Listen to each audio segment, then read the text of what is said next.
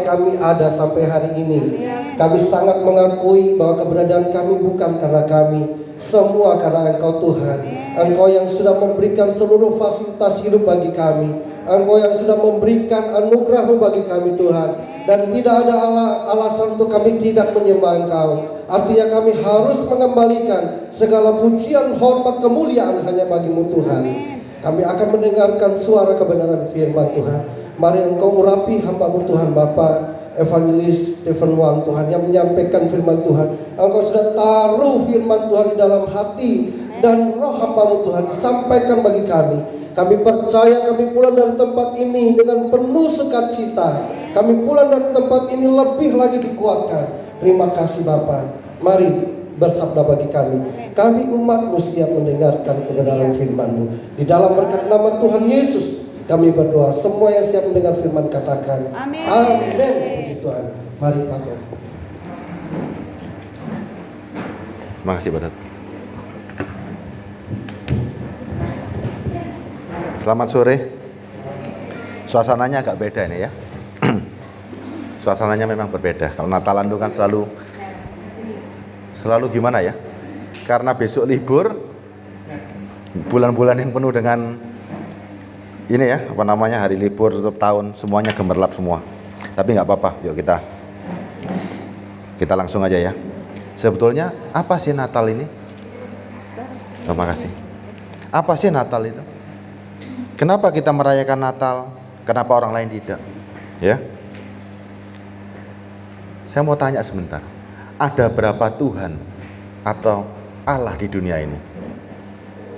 Hah? Satu atau banyak? Satu ya, semua setuju ya? Hanya ada satu Tuhan di dunia ini. Hanya ada satu Allah di dunia ini. Tidak pernah ada Allah-Allah lain. Yuk. Kita pernah belajar begini. Kejadian 3 ayat 15. Natal adalah pertemuan antara sebuah janji dan janji itu ditepati. Ya, itu artinya Natal. Natal adalah sebuah janji dari seseorang yang disebut Allah atau Allah itu sendiri, dari sebuah zat, dari sebuah yang berkuasa, ya, yang ternyata janji itu terwujud. Ya, kita baca Kejadian 3 ayat 15. Kejadian 3 ayat 15. Aku akan mengadakan permusuhan antara engkau dan perempuan ini, dan antara keturunanmu dan keturunannya. Keturunannya akan meremukkan kepalamu, dan engkau akan meremukkan tumitnya. Ada satu nubuatan, suatu firman, ya.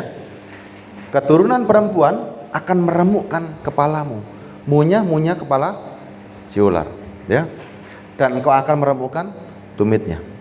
Ini sebuah nubuatan loh ini, ya. Ini nggak main-main ini.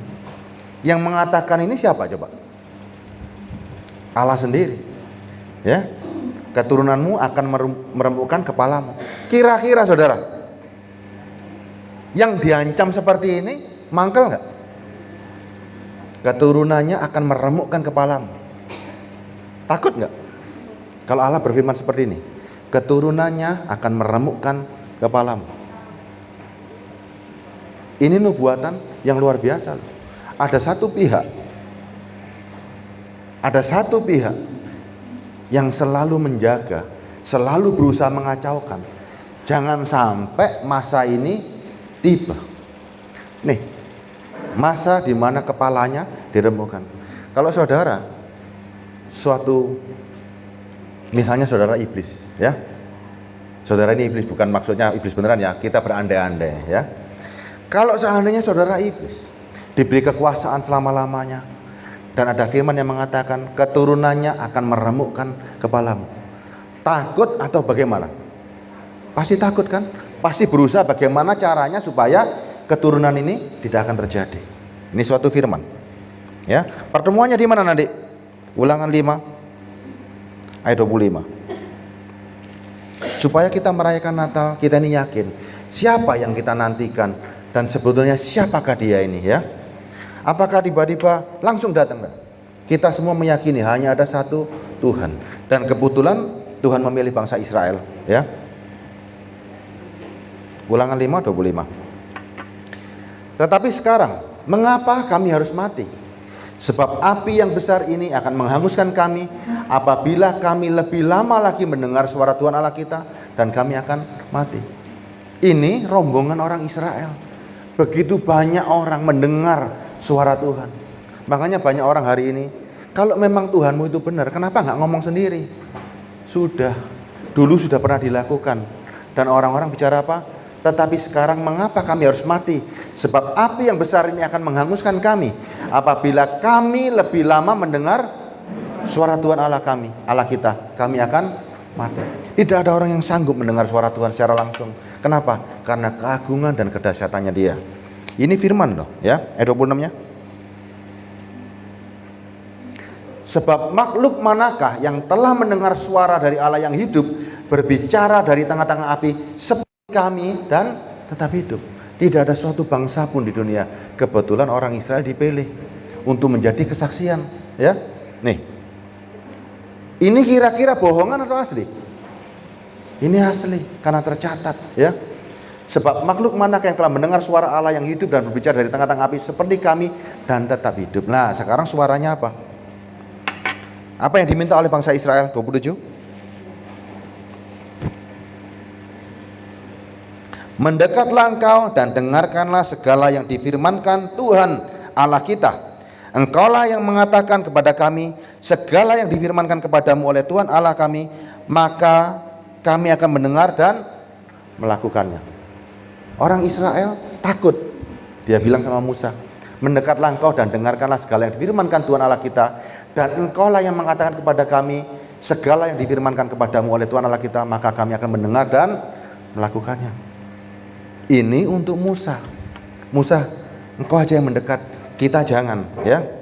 Ayat 28-nya. Nah, ketika Tuhan mendengar perkataanmu itu, sedang kamu mengatakannya kepadaku, maka berfirmanlah Tuhan kepadaku pada Musa, telah ku dengar perkataan bangsa ini yang dikatakan mereka kepadamu. Segala yang dikatakan mereka itu baik. Ayat lanjutnya. Ya, kiranya hati mereka selalu begitu, yakni takut akan daku dan berpegang pada segala perintahku, supaya baik keadaan mereka dan anak-anak mereka untuk selama-lamanya. Ya, ada suatu janji. Apa yang didengarkan mereka itu baik. Lanjut. Pergi, katakanlah kepada mereka, kembalilah ke kemahmu. Selesai urusannya. Engkaulah yang mendekat, ya. Kemudian, supaya saudara benar-benar paham ini. Ini bukan urusan gampang ini. Ini urusan ternyata luar biasa banget. Ulangan 18 ayat 16. Ulangan 18 ayat 16. Nah. Ya, nih. Tepat seperti yang kamu minta dahulu kepada Tuhan Allahmu di Gunung Horeb. Berarti ada kejadian kan? Mereka pernah minta kan? Tuhan jangan ngomong sendiri, nanti kami mati. Tepat seperti katamu yang kamu minta kepada Tuhan Allahmu di Gunung Horeb pada hari perkumpulan, dengan berkata, tidak mau aku mendengar lagi suara Tuhan Allahku, dan api yang besar ini tidak mau aku melihatnya lagi, supaya jangan aku mati. 17. Lalu berkatalah Tuhan kepadaku, apa yang dikatakan mereka itu baik. Ya, ulangan 5 tadi kan sama ya, 18-nya. Lah ini loh ya.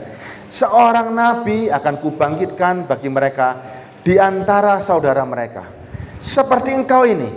Aku akan menaruh firmanku dalam mulutnya, dan ia akan mengatakan kepada mereka segala yang kuperintahkan kepadanya. Terus, orang yang tidak mendengar segala firmanku yang akan diucapkan nabi itu demi namaku, daripadanya akan kutuntut pertanggungjawaban. Balikkan ayat 18. Siapa yang dinantikan di sini? Hah? Banyak orang ingin menjadi, nih loh, banyak orang di dunia ya ingin menjadi yang di atas ini. Seorang nabi akan kubangkitkan bagi mereka dari antara saudara mereka, seperti engkau ini. Ya, ini nubuatan buat siapa? Nubuatan buat siapa? Hah? Nubuatannya siapa ini? Hah? Yohanes. Yohanes adalah nabi terakhir ya, yang dibangkitkan dari antara saudara mereka seperti engkau ini. Kalau seperti engkau ini Musa suku Lewi, ya. kalau seperti Musa harus suku Lewi. Makanya ini nubuatan tentang Yohanes Pembaptis. Makanya rentetannya peristiwa ini nggak gampang, ya. Banyak orang mengklaim dirinya sebagai akulah Mesias itu, akulah Mesias itu, dan kejadiannya sudah berkali-kali. Tapi ingat, ada sebuah firman yang dikunci sama Tuhan. Sebelum Mesias lahir, harus ada nabi yang dipakai Tuhan seperti Musa ini, yang firmannya ditaruh dalam mulutnya, dan ia akan mengatakan kepada mereka segala yang kuperintahkan kepadanya. Ya, jelas ya? Untuk menjadi seorang Mesias yang dipilih Tuhan nggak gampang. Harus ada nabi yang diperintah Tuhan untuk menyaksikan siapa dia. Ya, yuk kita baca lainnya. Nubuatan yang mana lagi yang kita baca? Yesaya 7:14.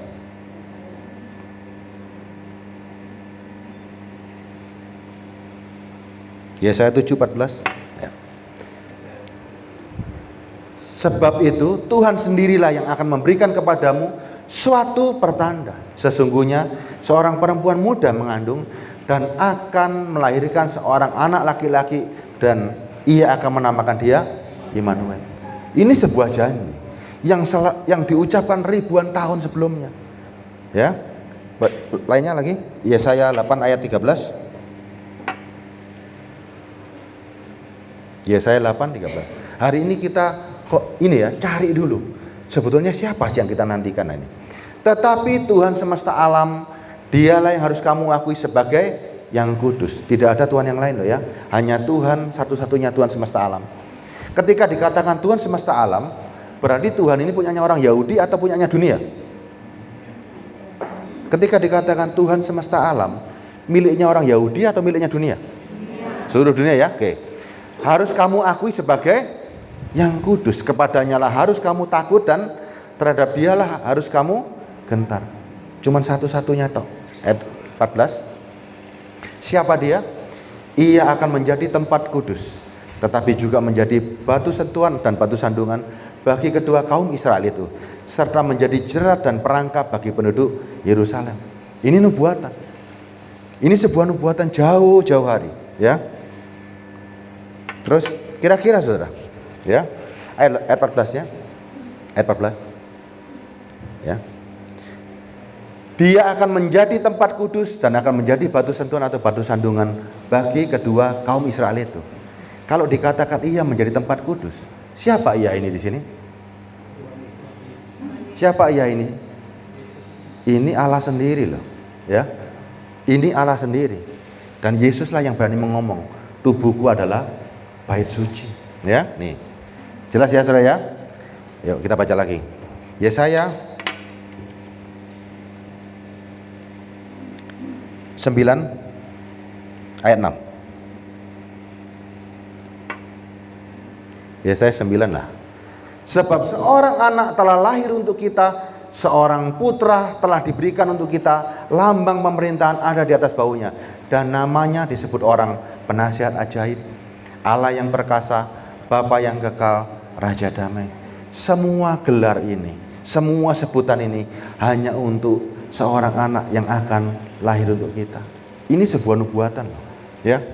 Ketika kita mau mencari Tuhan, ada berbagai macam kitab suci. Semua tulisannya pasti baik kan? Ya kan? Ada nggak kitab suci yang nggak baik? Semuanya pasti baik. Sebuah kitab pasti menulis tentang catatan, sebuah janji. Kapan digenapi janji itu? Kalau dikatakan kitab suci, berarti benar-benar suci. Ya, ada sebuah cerita, ada sebuah janji. Hebatnya ini, ya. Kitab sucinya orang Yahudi, kenapa bisa menjadi kitab sucinya Kristen? Ini runtutannya. Ada sebuah janji. Seorang anak telah lahir untuk kita, seorang putra telah diberikan untuk kita, lambang pemerintahan ada di atas bahunya, dan namanya disebutkan orang penasihat ajaib, Allah yang perkasa, Bapa yang kekal, Raja damai. Untuk kriteria ini, banyak orang nggak kepingin jadi yang ditunjuk ini kira-kira?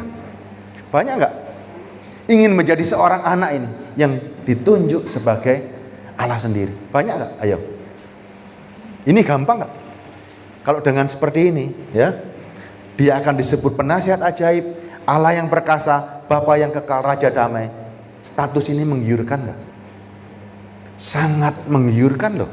Ya, seorang anak lahir dan disebut Allah yang perkasa, Bapa yang kekal, Raja damai. Semua orang pasti mau mengklaim dirinya, ya. Mau mengklaim dirinya, wah aku kepingin disebut Bapak yang perkasa, ya. Bapak yang kekal, Raja damai, saya mau itu. Gimana caranya? Tiba-tiba misalnya Pak Juli punya kekuasaan yang besar, ya, moralnya baik. Kepingin nggak dengan status seperti ini? Masanya banyak, kepingin nggak? Pingin. Bisa nggak seperti ini? Kan ternyata nggak gampang. Harus ada seorang nabi seperti Musa yang Allah menaruh firman dalam mulutnya, menegaskan siapa dia. Kan nggak gampang ini. Orang bisa ngaku, Pak Juli bisa ngaku, aku ini Mesias. Pak Daud bisa ngaku, aku Mesias. Bahkan orang-orang sebelum kita bisa mengaku siapa dia. Tapi tanpa pengakuan seorang nabi tadi, nggak mungkin. Nggak mungkin, ya. Kalau saudara baca, apa yang dilakukan Yohanes Pembaptis? Dia membaptis Yesus dan dia diperintahkan Tuhan, jika engkau membaptis dan Roh Kudus ada seperti burung merpati turun, dialah itu. Tanda itu nggak bisa sembarangan, nggak bisa asal-asalan, ya. Yuk kita lihat lagi tanda yang lainnya. Yesaya 11 ayat 1.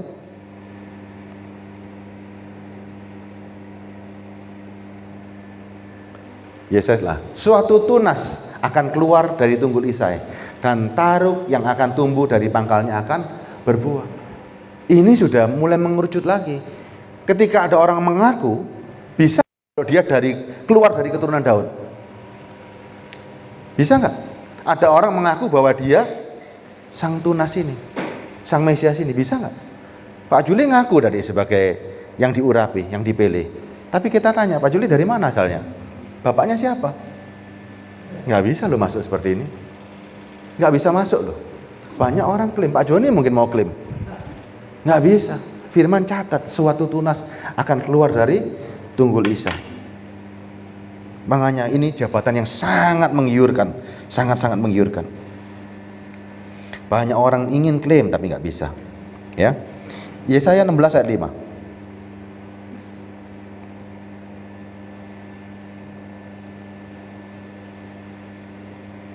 Yesaya 16 ayat 5. Awalnya.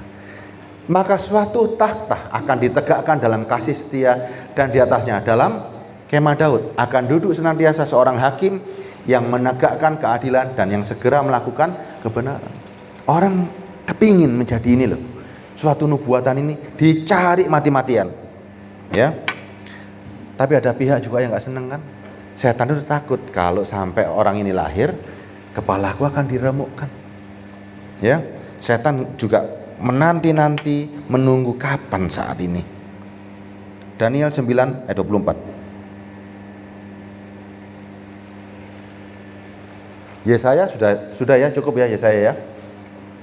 Yesaya itu pada zaman itu seorang nabi, ya, yang harus dipercayai. Kenapa? Karena Yesaya pernah menubuatkan sesuatu dan terjadi. Ini bukan nabi asal-asalan, bukan nabi di pinggir jalan, bukan. Tapi memang betul-betul Yesaya dipakai Tuhan untuk menyatakan kemuliaannya. Ya, kita lihat. Kita sebentar ke ini ya. 70 kali 7 masa telah ditetapkan atas bangsamu dan atas kotamu yang kudus, untuk melenyapkan kefasikan, untuk mengakhiri dosa, untuk menghapus kesalahan, untuk mendatangkan keadilan yang kekal, untuk mengenapkan penglihatan dan nabi, dan untuk mengurapi yang Maha Kudus. Ada suatu waktu 70 kali 7 masa 450 tahun. Nabi Daniel hidup di Babel, menubuatkan 70 kali 7 masa. Makin hari nubuatannya makin mengerucut, makin mengerucut. Kalau kita tahu siapakah Daniel? Siapakah Daniel? Nanti ada kaitannya loh nih. Hah? Siapa Daniel namanya? Oh. Daniel yang seperti ini enggak? Yang dapat penglihatan sama Tuhan. Hah? Kenapa saudara baca hari ini? Kok ada orang Majus? Kaitannya di mana orang Majus? Kenapa hanya satu-satunya bangsa pada hari itu, ya, yang melihat bintang bersinar dari timur? Siapakah orang Majus? Yuk. Siapa orang Majus? Apakah dia nganggur-ngangguran, lihat bintang tiba-tiba dia datang? Siapa orang Majus? Pada waktu Daniel dapat penglihatan ini, lagi di mana dia? Dan siapa Daniel pada hari itu? Daniel orang Yahudi. Bangsa Yahudi lagi dijajah habis-habisan dan dimusnahkan. Sisa-sisanya dibawa ke Babel. Ya, rajanya namanya Nebukadnezar. Nebukadnezar pernah mimpi. Dan tidak ada satupun seorang ahli di Babel yang tak bisa mengartikan mimpinya raja. Mimpinya raja bilang, aku mimpi. Artinya, tolong artikan. Orang-orang pintar di Babel, oke, ceritakan mimpimu. Rajanya bilang, enggak. Kamu harus menceritakan apa yang aku mimpikan sekalian artinya. Ada yang bisa enggak? Tidak ada yang bisa. Hanya Daniel yang bisa. Raja mengancam, kalau sampai enggak ada yang bisa, saya bunuh semuanya. Itu kejadian luar biasa loh. Dan Daniel menyelamatkan orang-orang yang ada di Babel, orang-orang dianggap orang pintar, diselamatkan oleh Daniel. Ya, Daniel diangkat menjadi orang kedua di Babel. Sampai Nebukadnezar pun percaya kepada Allah yang Maha Kudus. Nih nubuatannya. Nubuatan ini Daniel yang begitu hebat di kerajaan Babel. Kira-kira Daniel jadi apa pada hari itu? Menjadi seorang tokoh yang dihormati. Kenapa? Karena menyelamatkan orang-orang pintar yang ada di Babel. Ini cikal bakal orang Majus. Makanya orang Majus nunggu 490 tahun ketika Daniel menulis ini, dinanti-nantikan setengah mati. Ya. Nih. Jelas ya? Orang Majus kaitannya sama ini nanti. Yuk kita baca lainnya lagi. Kita sudah di Daniel, kita sudah di Yesaya. Siapa lagi yang kita cari ini? Yeremia.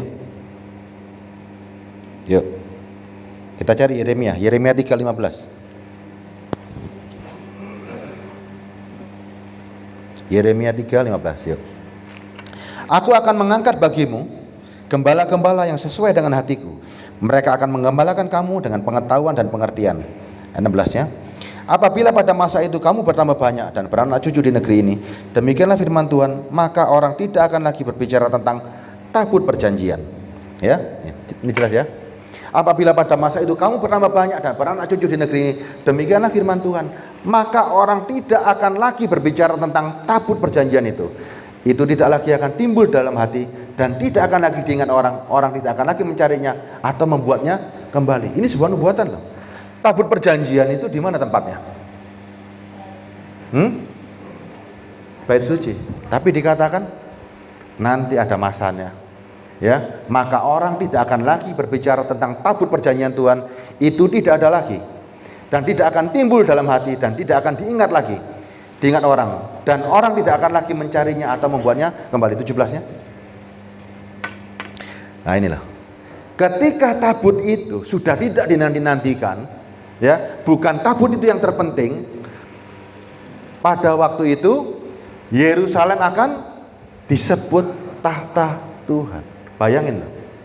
Ya, dan segala bangsa akan berkumpul ke sana demi nama Tuhan ke Yerusalem dan mereka tidak akan lagi bertingkah langkah menurut kedekilan hatinya yang jahat. Ini nubuatan luar biasa.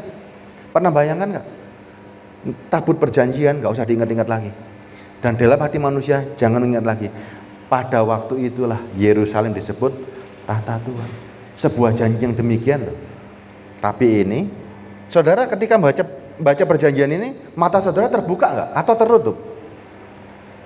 Ketika baca perjanjian ini, coba gabungkan ya 16 sama 17. Saya mau tanya sedikit nih. 16 17 digabung. Apabila pada masa itu kamu bertambah banyak dan beranak cucu di negeri ini, demikianlah firman Tuhan, maka orang tidak lagi berbicara tentang tabut perjanjian Tuhan. Itu tidak akan lagi timbul dalam hati dan tidak akan diingat orang. Orang tidak akan lagi mencarinya atau membuatnya kembali.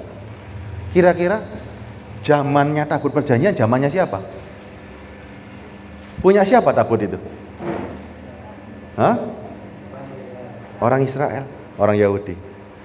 Pada waktu itu Yerusalem akan disebut tahta Tuhan. Dan segala bangsa akan berkumpul di sana demi nama Tuhan ke Yerusalem. Kalau nggak ada tabut, nggak ada semuanya yang diingat lagi. Siapa yang dimaksud di sini? Saya mau tanya, saudara bisa melihat nggak siapa yang dijanjikan ini? Siapa yang dijanjikan ini? Pada masa itu Yerusalem akan disebut tata Tuhan dan segala bangsa akan berkumpul ke sana demi nama Tuhan ke Yerusalem. Nggak ada tabut kok bisa menyebut Tuhan. Padahal itu jelas tulisannya tabut perjanjian, simpan ini selama-lamanya. Tapi ini, itu tabut nggak usah diingat lagi. Siapa ini kira-kira? Kedatangan Yesus Kristus. Kalau saudara buta, saudara seperti orang Israel, nubuatan ini tidak akan pernah bisa diterima. Mereka tetap mencari yang namanya tabut. Mereka tetap ingin membangun bait suci, ya. Kira-kira ringkes ya, cukup ya penjelasan Yesus ya. Soalnya kalau dijelaskan lagi satu kitab ini. Ya. Ini baru sampai Yeremia. Masih ada yang lain-lain ini. Yeremia 23 ayat 5. Kalau saudara baca sebuah kitab suci ini, setiap kitab selalu sama. Setiap kitab selalu mengatakan nanti ada ini, nanti ada ini. Yuk. Sesungguhnya waktunya akan datang. Demikian firman Tuhan, bahwa aku akan menumbuhkan tunas adil bagi Daud. Ia akan memerintah sebagai raja yang bijaksana dan melakukan keadilan dan kebenaran di negeri. Ini nubuatan enggak? Nubuatan yang luar biasa ini, ya. Ayat 6-nya. Sesungguh dalam zamannya Yehuda akan dibebaskan, Israel akan hidup dengan tentram, dan inilah namanya yang diberikan orang kepadanya, Tuhan keadilan kita. Ini sebuah nubuatan yang, saya sampai bingung ini. Kok sampai hari ini orang itu susah untuk menerima Yesus? Kok sampai susah? Ya, sebuah kitab masing-masing nabi selalu menubuatkan kelahiran Sang Juru Selamat ini. Tapi nggak percaya orang-orang ini. Yeremia 31 ayat 31. Ya, setelah itu kita ganti perjanjian baru. Sesungguhnya akan datang waktunya, demikian firman Tuhan. Aku akan mengadakan perjanjian baru dengan kaum Israel dan kaum Yehuda. Ayat 32-nya. Bukan seperti perjanjian yang telah kuadakan dengan nenek moyang mereka pada waktu aku memegang tangan mereka untuk membawa mereka keluar dari Mesir. Perjanjianku itu telah mereka ingkari. Meskipun aku menjadi Tuhan yang berkuasa atas mereka, demikianlah firman Tuhan. Perjanjian yang dulu diingkari. Terus 33, siapa yang mengingkari? Kita dulu loh ya. 33. Beginilah perjanjian yang kuadakan dengan kaum Israel sesudah itu, sesudah pengingkaran. Demikianlah firman Tuhan, aku akan menaruh Tauratku dalam batin mereka dan menuliskannya dalam hati mereka, maka aku akan menjadi Allah mereka dan mereka akan menjadi umatku. Orang-orang yang tahu hukum Tuhan di dalam dirinya dia, ya, di dalam batin mereka dan menuliskan dalam hati mereka, maka aku akan menjadi Allah mereka. Siapakah yang disebut hukum sekarang? Siapakah yang disebut Taurat Tuhan? Ini yang saudara cari loh. Ya, aku akan menaruh Taurat mereka dalam batin. Setiap orang yang menerima Yesus Kristus sama dengan menerima Tuhan ini. Sebuah hukum yang baru yang ditaruh dalam hati kita. Ya, wis perjanjian lama selesai. Kalau belum yakin, saya kasih lagi nabi-nabi yang lain. Ada Mika, ada Hosea, semuanya menubuatkan yang sama. Ketika pertemuan, sebuah nubuatan dan janji, ini yang kita cari. Yuk sekarang, ya, ini yang kita cari. Lukas 1:35. Jadi Yesus Kristus itu berbeda. Yesus Kristus itu dari sebuah nubuatan dan janji sampai menjadi terwujud. Kalau ditanya sama orang, Yesusmu siapa? Yesus itu dari sebuah janji, ya. Kalau janji, sebuah kitab suci mencatat misalnya, Tuhan berjanji, Allah berfirman begini-begini, ada seorang yang akan lahir. Tapi kalau janji itu nggak digenapi, bisa disebut nggak sebagai perjanjian yang sebagai Injil atau sebagai gospel? Kitab suci banyak, tapi gospel atau Injil hanya satu. Ketika kitab suci yang ada sebuah janji dan nubuatan itu ternyata dipenuhi, maka itulah kabar baik. Ya, saudara pernah berjanji sama orang, pernah nggak? Terus nggak ditepati? Hah? Saudara seorang raja, seorang yang berkuasa. Gimana kira-kira? Walaupun saudara seorang raja, seorang yang berkuasa, tapi kalau janji sampai mati nggak dipenuhi, artinya apa? Bohong. Ya, bisa disebut janji bohong, bisa disebut janji tinggal janji. Gampang diucapkan, tidak akan pernah ditepati. Ya, PHP. Banyak nggak kira-kira yang PHP? Tapi Alkitab mencatat dari sebuah janji, dari sebuah nubuatan yang diberikan oleh bangsa Yahudi. Ya, bangsa Yahudi mau nggak menerima Yesus? Enggak. Makanya Alkitab kita bukan digabung-gabung, bukan. Hanya orang-orang yang bukan buta yang bisa melihat janji Tuhan itu tergenapi. Tapi masih banyak orang buta di luar? Banyak. Dia nggak bisa melihat ini. Nih, jawab malaikat itu kepadanya, Roh Kudus akan turun atasmu dan kuasa Allah yang Maha Tinggi akan menaungi engkau. Sebab itu anak yang kau lahirkan akan disebut kudus, anak Allah. Ya. Kenapa sampai Maria yang dipilih? Kok nggak Hani yang dipilih? Kok nggak Daria dipilih? Kok nggak istri saya dipilih? Kenapa? Kok nggak Bu Daud yang dipilih? Oh, Bu Daud kalau secara rohani iya loh ya. Kenapa dia harus pilih dari keturunan Daud? Kenapa harus Maria? Kenapa harus Maria punya sepupu Elizabeth? Ini kan nggak gampang, ya. Banyak orang mengklaim ini nggak gampang. Allah kita sudah ada nubuatannya dari suku Yehuda, ya, dari keturunan Daud. Maria sedang bertunangan dengan Daud. Allah harus menggenapi firman-Nya secara hukum. Yesus secara jasmani anak. Coba, Yesus secara jasmani anaknya siapa? Hah? Secara jasmani, secara hukum dunia, Maria tunangan sama Daud. Ketika anak yang lahir, anaknya siapa? Secara hukum anaknya Yusuf. Disebut keturunan Daud. Nggak bisa enggak, ya? Tapi secara roh, siapa dia? Anak Allah. Yohanes berbeda. Yohanes kelahirannya sama loh. Yohanes dari Zakaria dan Elizabeth juga nggak mampu melahirkan, sudah tua. Boleh nggak disebut anak Allah? Nggak bisa, karena Zakaria dan Elizabeth sudah terikat perkawinan. Ya, kalau ini secara hukum dia menjadi anak Daud. Kenapa? Akhirnya kan Maria sama Yusuf tetap kawin kan? Ini kan masih tunangan dan akhirnya kawin. Secara hukum dia tetap anak Daud. Misalnya Pak Daud dan Bu Daud. Oh, kalau terlalu gampang. Hani dengan Juli. Ketika anaknya Hani dikatakan anak Roh Kudus. Kalau Hani ini ternyata yang difirmankan, ya.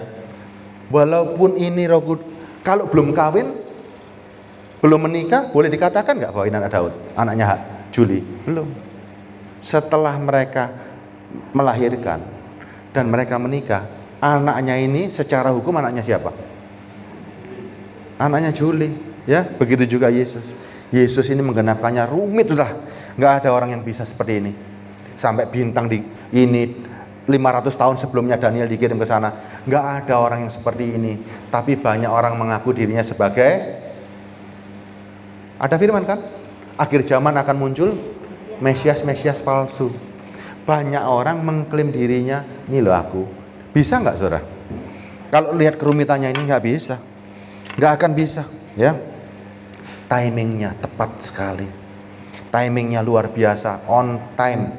Ya, makanya kita berbahagia hari ini. Mazmur 2 ayat 1.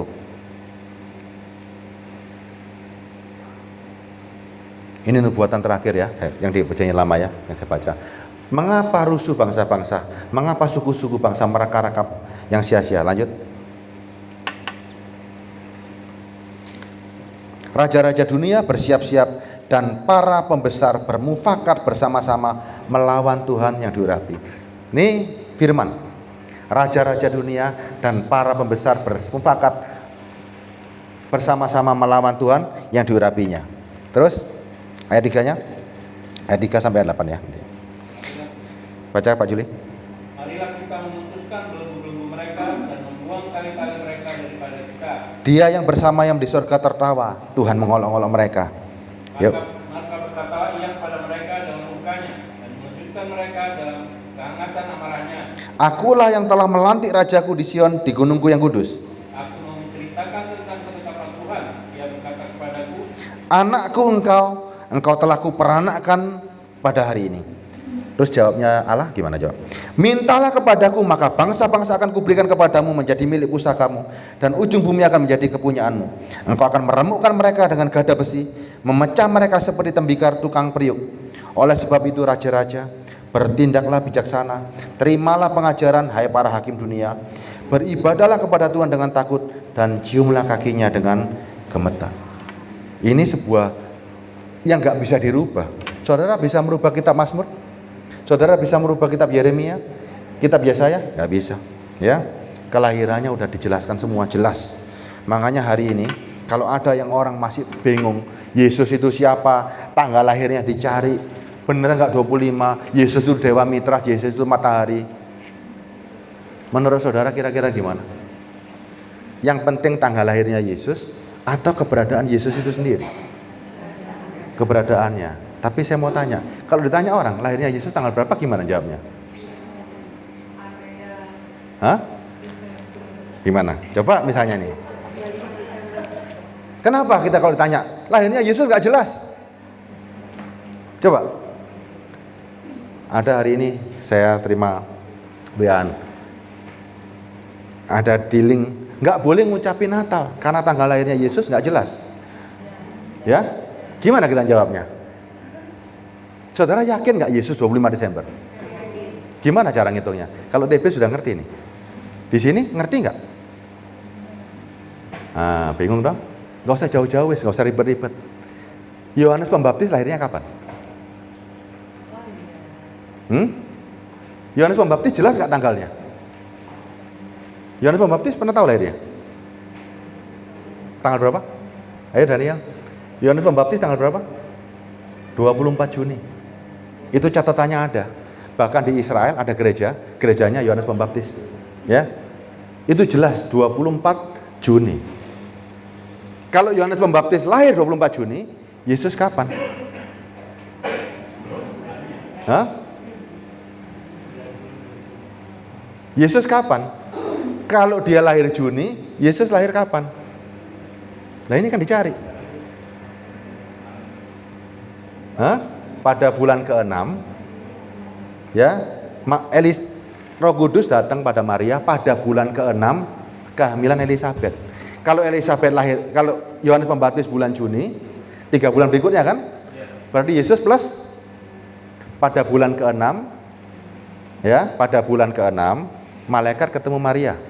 Bulan ke-6 kelahiran hamilnya Elisabet, Maria hamil. Berarti tambah 6 bulan. 3 bulan berikutnya kan lahir. Ya kan? Tambahkan 6 bulan. Ini ketemu lahirnya Yesus. Pada bulan ke-6 ya. Bulan ke-6 Yohanes lahir. Berarti tambah 6. Juni tambah 6 berapa? Hah? 24 Desember. Kenapa disebut Yesus lahir 25 Desember kok enggak 24? Hah? Ini ada sejarah. Ada sejarah.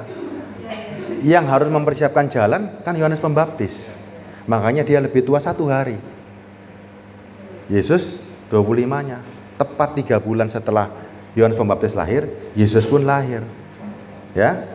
Kalau Yohanes Pembaptis lahir 25, Yesus 24, dia nggak mempersiapkan jalan. Dia harus mempersiapkan jalan. Ya. Dari tanggalnya pun sudah turut ngalah, ya. Coba saudara ke Israel nanti kalau punya rezeki. Tapi bukan untuk apa-apa ya, untuk melihat sejarah. Yohanes Pembaptis ada tanggal lahirnya. Kenapa Yesus nggak ada? Nah, kan gitu. Yohanes Pembaptis ada tanggal lahirnya, kok Yesus nggak ada? Kenapa? Hah? Yohanes Pembaptis nggak dibenci sama orang Israel, dinanti-nantikan. Tapi Yesus Kristus, waktu kelahiran Yesus, damai atau bencana? Kenapa kok disebut bencana? Kenapa rajanya takut? Bayangkan ya, Herodes punya kuasa, punya kerajaan. Enak gak jadi raja? Enak gak jadi raja? Jadi raja enak gak kira-kira? Ayo. Jadi raja, hidupnya pasti enak, dilayani semua. Enak kan? Kira-kira kalau raja dapat sebuah nubuatan juga, ada seorang raja yang akan lahir, takut atau enggak? Kenapa takut? Takut diganti. Padahal sudah mempersiapkan, Pak Daud misalnya nih, sudah mempersiapkan anaknya menjadi penerus keturunannya. Tiba-tiba ada seorang raja yang akan lahir, dapat info dari orang Majus. Kira-kira seneng atau gimana? Waduh, gawat ini. Kerajaanku akan diganti. Nah, dengan kekuasaan yang begitu hebat, dengan prajurit yang banyak, kira-kira apa yang dilakukan? Tanya orang Majus. Orang Majus tanya, kalau ketemu anak itu nanti infokan ya di mana tempatnya. Itu jelas nggak? Jelas. Kira-kira saudara, kalau Yesus lahirnya jelas, tanggalnya diketahui dan dicatat di Alkitab, mati nggak? Dia mati. Dibunuh sampai akhirnya lari ke Mesir kan? Jadi catatan itu tidak ada di bangsa Yahudi, tapi Tuhan kan semesta alam. Yang mencatat siapa? Orang Majus waktu ketemu Yesus, dia tanya nggak sama Maria, Maria lahirnya kapan ini? Atau cuman habis memberikan persembahan terus pulang? Itu rombongan loh, jauh hari loh, 4 bulan perjalanan loh. Dia pasti tanya detail, ya dicatat lahirnya jam sekian, ini sekian, tanggal berapa. Dan catatan ini, kalau dulu ada WA enak. Oh lahirnya sekian, seluruh dunia nyebar. Hari itu berupa catatan. Ingat, ada yang namanya disebut lahirnya Sang Dewa Matahari, betul ya? Ada dunia mencatat 25 Desember lahirnya Dewa Mitras, betul ya? Orang mau nyebut apapun silakan, tapi Yesus katakan akulah terang itu. Ya, dunia dipakai Tuhan untuk mengkonfirmasi bahwa kelahirannya jelas. Dunia mengakui sebagai anak Dewa Matahari, tapi Yesus katakan itu aku. Ada rumor yang beredar hari itu, bangsa Persia, bangsa yang besar. Ya, mereka punya budaya yang harus diikuti. Ketika mereka merayakan misalnya gini, jauh-jauh hari orang Majus datang dan melihat benar ada seorang bayi dari tuntunan bintang. Itu catatan yang luar biasa nggak? Luar biasa, ya. Dibawalah catatan itu. Kalau mereka mencatat, mereka nggak kenal kok Yesus siapa namanya. Yesus itu siapa? Yang pasti dia bilang ini anaknya Dewa Matahari. Bukan berarti bahwa sebutan dewa itu pasti salah loh. Orang Israel, ketika ada orang menyembah Tuhan, dia katakan apa? Itu dewa. Kalau ternyata dia Tuhan semesta alam, catatannya gimana coba? Bangsa Niniwe, ketika dia didatangi Yunus, kita sebut kalau mereka menyembah Tuhan, orang Israel nggak mau Tuhannya miliknya. Tuhan hanya miliknya orang Israel. Dia tidak boleh kepada orang-orang lain. Tapi kalau orang lain menyatakan bahwa itu Tuhan, ya anak Tuhan, gimana coba? Dunia punya catatan. Ya, Israel tidak punya catatan. Wong dari dulu nolak kok. Kalau nggak nolak, nggak ada sekarang. Kalau Yesus nggak ditolak, dunia kiamat sudah. Ya, yuk kita lanjutkan. Lukas 1:32. Bagi Herodes, kelahirannya menakutkan. Bagi saudara, menakutkan nggak? Sungguh ya. Bagi kita, kelahiran Yesus menakutkan nggak? Sepakat loh ya? Sepakat. Lukas 1:32. Selama ini, kalau Yesus lahir, saudara tempatkan dia sebagai siapa hari ini? Sebagai anak kecil di palungan? Atau apa ini? Atau ini? Ia akan menjadi besar dan akan disebut anak Allah yang maha tinggi. Dan Tuhan Allah akan mengaruniakan kepadanya tahta Daud bapak leluhurnya. Saudara pernah menempatkan Yesus seperti ini enggak? Atau cuman bayi? Yuk. Saudara pernah menempatkan Yesus seperti ini enggak? Bahwa Yesus itu sudah 2023 tahun yang lalu lahir. Dia bayi atau raja? Buat saudara, bayi atau raja? Oke. Saudara berani perintah raja? Saudara berani merintah raja? Enggak berani kan? Sungguh ya? Nggak berani menekan raja ya? Waktu doamu apa yang kamu doakan? Coba ayo. Coba. Waktu doa Daniel, doanya gimana? Yesus jadi kacung atau jadi raja ini? Jadi raja berani merintah. Terus waktu doa kenapa kok perintah-perintah? Tuhan jagain rumahku. Tuhan beri aku rezeki. Tuhan sembuhkan aku. Itu perintah atau enggak? Coba. Saudara berani minta sama raja. Datang ke rumahnya, datang ke istananya, gedor-gedor pintu. Minta semua yang saudara mau. Berani? Kalau Tuhan menjadi seperti ini, ingat ya, dia raja segala raja dan tinggal di dalam hatimu. Kira-kira saudara perlu apa lagi sih? Kalau ada seorang raja di atas segala raja, tinggal di dalam hatimu, perlu apa lagi sih sebenarnya? Hah? Daniel perlu apa lagi? Nggak perlu apa-apa. Siapa engkau di muka bumi ini? Nggak ada Tuhan yang bisa masuk dalam diri manusia kecuali Yesus Kristus. Saudara carilah semuanya. Yang ada Tuhan yang di atas tadi, yang berkuasa ini loh. Ia akan menjadi besar dan akan disebut Allah Mahdi, dan Tuhan Allah akan mengaruniakan kepadanya tahta Daud bapak leluhur kita. Dan hebatnya Yesus itu, dia mau tinggal di dalam hatimu hari ini. Allah dulu itu tidak berwujud, dia mewujudkan dirinya. Orang nggak percaya, kembalilah kita berwujud, orang pun nggak percaya. Ya, dulu Allah tidak berwujud, dia mewujudkan dirinya, orang nggak percaya. Dia ke surga, mengirimkan rohnya, orang masih nggak percaya. Kebangetan nggak manusia? Yesus lahir buat saudara yang sepakat tadi, tidak menakutkan, setuju ya? Berarti Yesus benar-benar seorang raja yang akan memerintah hidupmu. Kira-kira kalau dia sebagai seorang raja, dia punya kekuasaan, raja perlu bertempur nggak? Hah? Raja perlu bertempur nggak? Sebuah kerajaan perlu pertempuran nggak? Ayo, raja ada sebuah kerajaan, perlu pertempuran nggak? Perlu. Untuk menjadi kerajaan yang mutlak, perlu pertempuran. Nah, saudara siap nggak dengan pertempuran itu? Ketika saudara menerima Yesus, apa pertempurannya? Yesus sebagai terang, lawannya gelap. Gampangnya, Yesus adalah kerajaan roh, lawan kerajaan dunia, kerajaan setan. Saudara sudah siap nggak? Ketika Natal ini jangan dimaknai Yesus itu bayi terus. Yesus bukan kacung lagi, sudah 2023 tahun yang lalu. Yesus menjadi raja di atas segala raja. Dia sebagai panglima dan saudara sebagai seorang prajuritnya. Kalau saudara sudah mengakui Yesus sebagai raja, terus nggak mau bertempur sama dunia, iya kan? Maunya gitu. Yesus sudah raja, kita nggak mau bertempur, kita hidup dalam kegelapan terus, kita nggak mau di dalam tunduk kepada raja.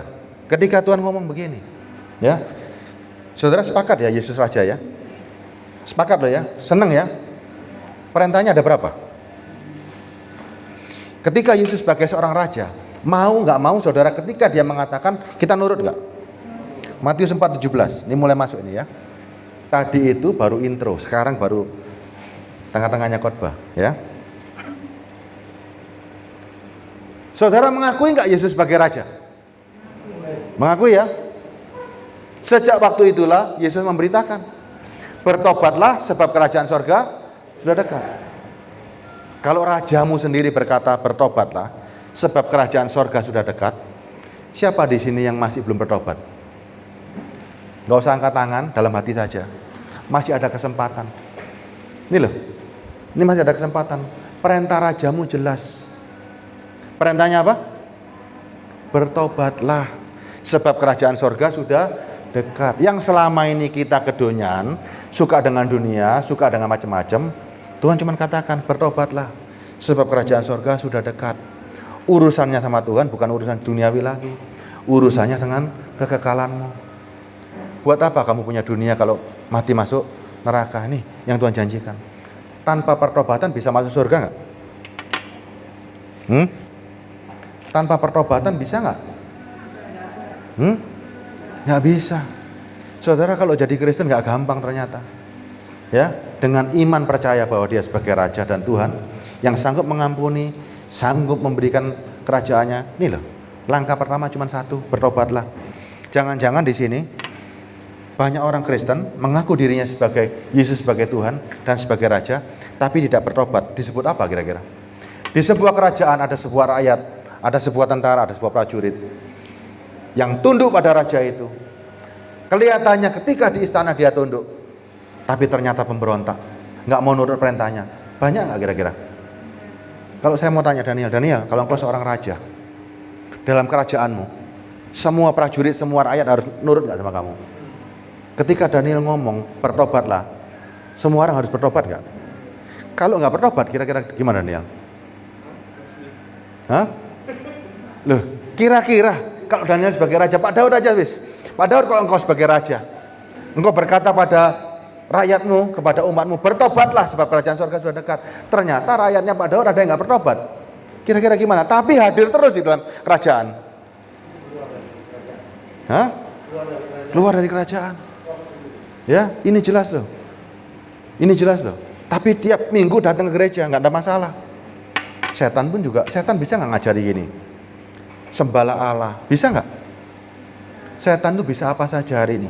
Nyembah Tuhan juga bisa, memuji Tuhan juga bisa. Tapi setan jelas, arahnya setan bukan menuju pada pertobatan. Arahnya setan makin cinta sama dunia. Kalau engkau sudah yakin Yesus sebagai Tuhan, ternyata nggak main-main. Hidup kita itu, ketika Yesus lahir, dunia memusuhinya.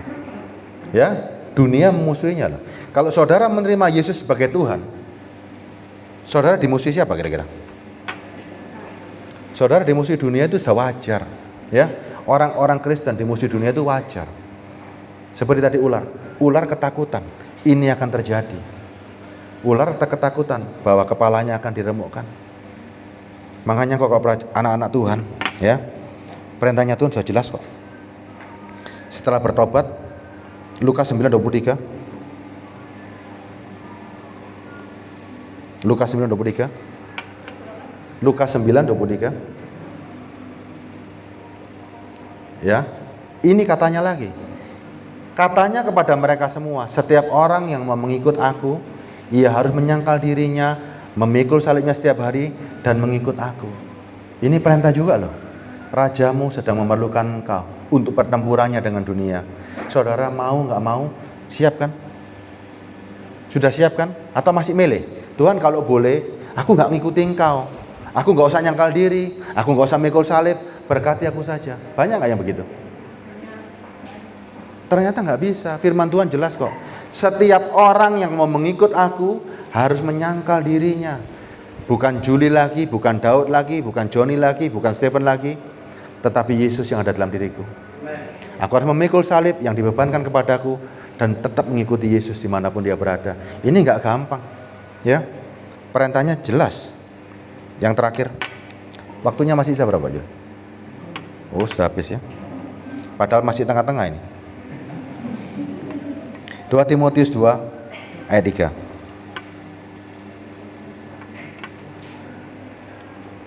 Perintahnya jelas. Ikutlah menderita sebagai seorang prajurit yang baik dari Kristus Yesus. Ayat lanjutnya. Digabung ya ayat 23 34-nya ya. Nih, saya tanya saudara ya. Ketika saudara sudah yakin Yesus sebagai Tuhan, berarti Yesus adalah yang tertinggi. Perintahnya tadi jelaskan mengikut aku, ini diajak gimana? Ikutlah menderita sebagai seorang prajurit yang baik dari Kristus Yesus. Seorang prajurit yang sedang berjuang tidak memusingkan dirinya dengan soal-soal penghidupannya, supaya dengan demikian ia berkenan kepada komandannya. Sekarang cekkan saudara hari ini. Saudara sebagai prajurit yang berperang, musuhmu itu dunia. Ya, musuhmu itu kedagingan. Saudara masih umek nggak dengan itu semua? Tiap malam, tiap detik, tiap saat doanya tetap urusan ini loh. Saudara nggak tahu loh ini peperangan. Dirimu ini lagi peperangan sama dunia, antara masuk surga atau masuk neraka. Saudara terlena dengan kalimat begini loh. sekali selamat tetap selamat. Ya, sekali selamat tetap selamat. Saudara terlena, saudara nggak mikir, tapi masih umek dengan kehidupan, masih umek dengan soal-soal, masih berbuat dosa, nggak mau bertobat. Kira-kira masih bisa masuk surga nggak Pak Daud? Kalau kita ini sudah percaya Yesus sebagai prajurit yang baik, ya, kemudian masih pusing dengan begini loh. Kita diajak berperang, Tuhan nggak bisa aku Tuhan berperang, anakku masih kecil. Nggak bisa Tuhan, aku belum kawin. Nggak bisa Tuhan, aku belum punya mobil, belum punya ini. Bisa nggak sebagai prajurit yang baik? Ketika Tuhan bilang, ayo bertempur. Bertempur dengan dunia, saudara bilang, belum. Anakku masih kecil. Istriku masih muda. Aku barusan kawin. Boleh nggak? Kalau engkau prajurit yang baik, semuanya harus siap. Ya, ingat loh, prajuritnya Kristus itu bukan berarti dibatasi dengan usia. Yang tua-tua pun silakan jadi prajurit yang baik. Tubuh kita itu bisa menua, tapi roh kita itu selama-lamanya. Coba, yang umurnya di sini 70 atau 80, jiwanya masih muda nggak? Jiwanya masih muda nggak? Ibu-ibu yang umurnya sudah 60 ke atas, jiwanya masih kuat nggak? Masih terasa kuat nggak? Tapi kalau tubuhnya dijalari, kuat nggak? Nggak kuat. Ya, pertempuran kita bukan jasmani, pertempuran kita rohani. Karena kekuatan rohani tidak bisa dibatasin ya. Ini ayat terakhir, benar-benar terakhir, Yakobus 4 ayat 4. Kelahiran Kristus mendeklarasikan perang. Kelahiran Kristus mendeklarasikan perang dengan dunia ya. Hai kamu orang-orang yang tidak setia, tidakkah kamu tahu bahwa persahabatan dengan dunia adalah permusuhan dengan Allah? Jadi barang siapa hendak menjadi sahabat dunia, ia menjadikan dirinya musuh Allah. Saudara yang masih menjadi Kristen, menjadi orang Kristen, tapi cuman umek sama urusan dunia, dikatakan firman-Nya, kalau engkau bersahabat dengan dunia, urusanmu sama Tuhan sebagai musuh. Ya, kita hari ini makin mengerti. Kelahiran Kristus nggak segampang yang saudara kira. Kelahiran Kristus, saudara harus mengimani dengan hati-hati. Yesus bukan bayi, Yesus raja di atas segala raja. Ya, saudara nggak boleh main-main lagi loh. Kalau main-main lagi, seperti katanya Pak Ado sama Daniel, diusir dari kerajaan surga. Saudara tempatkan dirimu sebagai seorang yang tunduk kepada raja, dan dia raja dari segala raja, dan dia ada di dalam dirimu. Natalmu hari ini jangan cuman ritual. Natal tahun lalu nyalakan lilin, ya, lilin seperti terang menular menjadi terang-terang. Kemudian setelah lilinnya mati, padam lagi. Yang lama tetap berlangsung. Nanti tahun depan lilin lagi. Hari ini buat lilin ini terakhir. Ya, terakhir dalam arti begini loh. Sejak sekarang aku harus bertobat. Yesus Kristus sudah menjadi raja dalam hidupku. Hidupku sudah harus menjadi terang itu sendiri. Maknai terang itu dengan hati-hati dan gemetar. Ya, nggak sembarangan. Jangan lagi saudara jadikan Yesus sebagai bayi. Jangan lagi Yesus sebagai anak-anak. Dia sudah menjadi besar dan dia dikarunia tahta Allah yang maha tinggi. Selama orang Kristen masih menjadikan Yesus bayi atau anak-anak, doanya pasti cuma urusannya berikan aku ini, berikan aku itu, belikan aku ini, belikan aku itu. Selama saudara menempatkan Yesus tidak pernah menjadi seorang raja, pasti urusannya cuma urusan yang receh-receh. Tapi ketika engkau menempatkan Yesus sebagai raja di atas segala raja, dan dia tinggal di dalam hidupmu, saudara tahu sendiri kan, Allah Tuhan semesta alam, raja di atas segala raja, mau tinggal dalam hatimu. Siapakah engkau hari ini? Siapakah engkau hari ini? Maknai Yesus Kristus sebagai raja di atas segala raja yang tinggal dalam hatimu. Engkau bukan orang sembarangan hari ini, ya. Engkau menjadi anak-anak Allah. Nggak gampang, tapi harus, ya. Saya nggak berani melanjutkan lagi karena waktunya habis, ya. Semuanya pasti mengimani hari ini. Natal kali ini berbeda. Yesus Kristus itu sebuah janji yang terwujud menjadi nyata. Bukan janji gombal, tapi betul-betul nyata. Ya, tanyakan orang seluruh dunia. Sebuah janji, sekalipun yang berjanji adalah seorang raja ataupun yang berkuasa. Tapi kalau janji, omong kosong. Tapi ini janji. dari yang betul-betul Tuhan yang Maha Kuasa, betul-betul Tuhan semesta alam. Dia menjanjikan dirinya dan kita betul-betul meyakini Yesus Kristus itulah Tuhan sendiri. Ini nggak main-main ya, nggak main-main loh. Jangan lagi Yesus Natal bayi lagi, besok bayi lagi, besok bayi lagi. Doanya juga sama, Tuhan jaga rumahku. Aku mau kredit mobil, gimana ya caranya Tuhan ya? Tolong Tuhan orang-orang ini yang kredit mobil supaya cepat ACC. Tuhan aku ditagih utang, coba Tuhan segera bayaran ya. Nah, Dia raja di atas segala raja. Kita sudah nggak memusingkan urusan-urusan duniawi. Yang kita pusingkan, gimana kita masuk kerajaan sorga, gimana menjadi rakyat yang baik, gimana menjadi anak yang baik ya. Urusannya Yesus inilah. Yuk kita tundukkan kepala.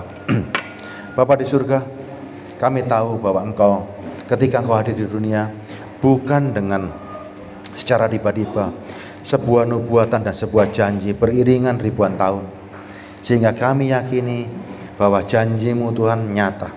Janjimu yang ditunggu-tunggu oleh orang-orang menjadi nyata di dalam Kristus Yesus. Hanya orang-orang yang matanya terang, hanya orang-orang yang tidak buta yang bisa melihat janjimu. Bapa di surga,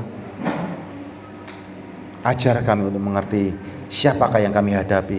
Ajar kami untuk mengerti siapakah Engkau. Ketika kami meyakini bahwa Engkau adalah Raja dari segala raja, Engkau tidak datang dengan tiba-tiba, tapi sebuah janji yang terus yang tercatat dalam kitab suci Tuhan. Engkau menjadi Allah yang luar biasa. Bapa di surga, materaikan isi firman-Mu supaya kami dengan hati-hati mencium kaki-Mu dengan gemetar bahwa Raja dari segala raja yang mau tinggal dalam hati kami menjadi raja selama-lamanya, dan kami akan tunduk dan taat perintah-Mu, bertobat, menyalibkan diri, mengikuti Engkau dimanapun, dan kami siap menderita Tuhan bersama-Mu untuk melawan kerajaan-kerajaan dunia, di mana kerajaan dunia juga memusuhi kami, semuanya memusuhi kami, tapi kami yakin Engkau telah memberikan upah kami dalam kerajaan surga. Haleluya, amin.